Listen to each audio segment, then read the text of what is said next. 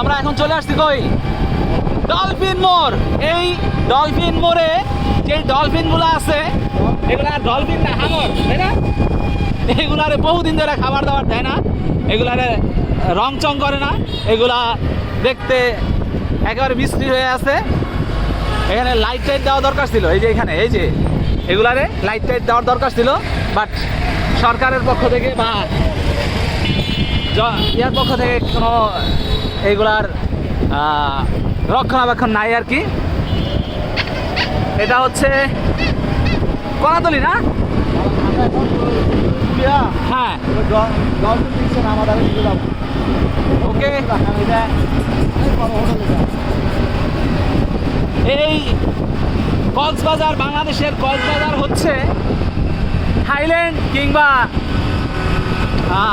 চায়নার কোনো টাউনের মতো,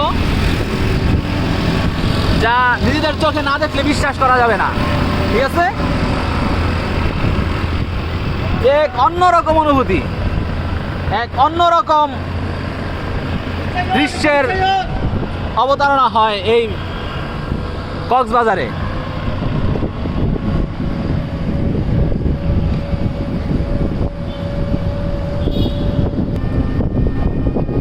এখানে আমরা একটা হিল টপ রিসোর্ট দেখতে পাচ্ছি, ভেরি নাইস অ্যান্ড বিউটিফুল।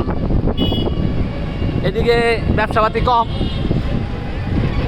ডানে ঘুরবো আমরা এখন, সাবধানে।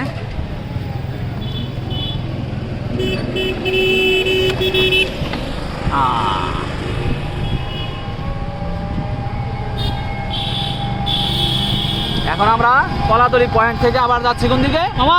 কলাতলি মেইন রোডে যাচ্ছি। কলাতলি ডলফিন মোড় থেকে ঘুরে হ্যাঁ করে যাচ্ছি ওই মেইন বিচে। মেইন বিচে যাচ্ছি। ওই কলাতলি। ওকে গো। এখন মাস্তি করতেছে ওই যে সামনে, এই ঢালটা পার হইলেই আমরা দেখতে পাচ্ছি কলাতলি বিচ, তাই না? ডলফিন মোড়, কলাতলি বিচ, এই যে সামনেই।